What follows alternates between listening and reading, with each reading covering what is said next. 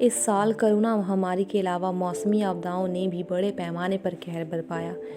बर्फीले तूफान, समुद्री चक्रवात, बाढ़ और आग से जंगलों के राख होने की रिकॉर्ड घटनाओं ने लोगों को बता दिया है कि धरती का ताप बढ़ने के क्या मायने हैं। इस वर्ष की शुरुआत में स्पेन के बर्फीले तूफान और अंत में फिलीपींस के विनाशकारी तूफान से हुई। ठंड ने पिछले 100 साल का रिकॉर्ड तोड़ा। स्पेन की राजधानी मैड्रिड में 100 साल से अधिक समय बाद शीतलहर रिकॉर्ड की गई।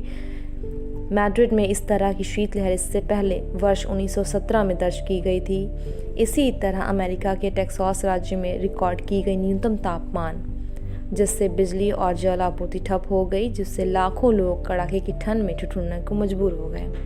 अफ्रीका में एलोइस तूफान ने मचाई तबाही।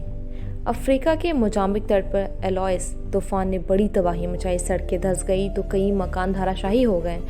इससे मेडागास्कर, मोजाम्बिक, जिम्बाब्वे, बोत्सवाना और दक्षिण अफ्रीका में कम से कम 27 लोगों की मौत हो गई और करीब 2.5 लाख लोग प्रभावित हो गए। कम से कम 18,000 लोगों को विस्थापित होना पड़ा। वर्ष 2019 के बाद से यह तीसरा तूफान था जिससे अफ्रीका में तबाही मचाई। समुद्री चक्रवात का कहर। दुनिया भर में समुद्री तूफान का कहर पहले के मुकाबले बढ़ गया है। इस साल 12 दिसंबर को अमेरिका में आए समुद्री तूफान ने कम से कम 6 राज्यों को बड़ी तबाही मचाई, जिसके कारण 100 से अधिक लोगों की मौत हो गई। अकेले केंटकी राज्य में कम से कम 70 लोगों की मौत हो गई। इसी तरह 18 दिसंबर को फिलीपींस में आए चक्रवाती तूफान राई ने भी बड़े पैमाने पर तबाही मचाई, जिससे कम से कम 375 लोगों की मौत हो गई। इस साल भारत को भी तौकत, यास और जवाद जैसे चक्रवाती तूफानों का सामना करना पड़ा। ऑस्ट्रेलिया, यूरोप और एशिया में बाढ़। ऑस्ट्रेलिया, यूरोप और एशिया में इस साल विनाशकारी बाढ़ देखने को मिली। ऑस्ट्रेलिया की न्यू साउथ वेल्स में बड़े पैमाने पर सड़क और भवनों को नुकसान पहुंचाया। जर्मनी, ब्रिटेन, नीदरलैंड, बेल्जियम और फ्रांस समेत अन्य यूरोपीय देशों में बाढ़ से 100 से अधिक लोगों की मौत हो गई। चीन में 1000 साल बाद सर्वाधिक बारिश में आई बाढ़ में कई लोगों की मौत हो गई, तो भारत के केरल में आई बाढ़ से जान माल का नुकसान हुआ। जापान और इंडोनेशिया में बाढ़ का कहर देखने को मिला। रेतीला तूफान। इस साल बीजिंग को दशक के सबसे गंभीर रेतीले तूफान का सामना करना पड़ा। इससे पूरे शहर पर पीले रंग की धुंध छा गई।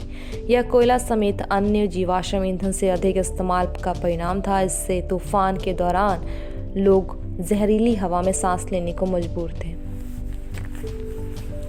यूरोप, अमेरिका से अफ्रीका तक सुलगे जंगल। धरती का तापमान बढ़ने से जंगल में आग लगने की घटनाएं अब आम होती जा रही हैं। मिसाल के तौर पर तुर्की में एक दशक बाद सबसे भीषण आग का सामना करना पड़ा। तुर्की के भूमध्य सागर तट पर रह रहे लोगों को 100 अलग अलग आग की घटनाओं से जूझना पड़ा। इसी तरह ग्रीस, लेबनान, मोरक्को और इजराइल में भी आग की घटनाएं देखने को मिली। अर्जेंटीना के पैटागोनिया में 30,000 हेक्टेयर वन जल कर राख हो गए। अमेज़न के जंगल को आग से हुआ नुकसान इससे भी अधिक है। अधिक ताप और तेज़ हवा ने आग को तेज़ी से फैलने का काम किया।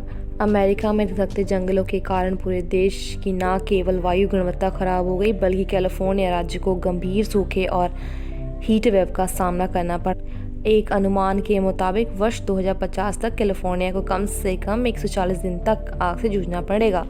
रूस के साइबेरिया स्थित युक्तिया इलाके के जंगल में लगी भीषण आग ने पूरी दुनिया को चौंका दिया है। इससे न केवल सबसे बड़े सर्द क्षेत्र माने जाने वाले साइबेरिया का तापमान बढ़ गया है, यहाँ धुआं उत्तरी ध्रुव पर एकत्र होकर वहीं बर्फ को पिघलाने लगा है। रूस में असामान्य रूप से शुष्क और गर्म मौसम के कारण वहाँ के जंगलों में आग फैल गई है।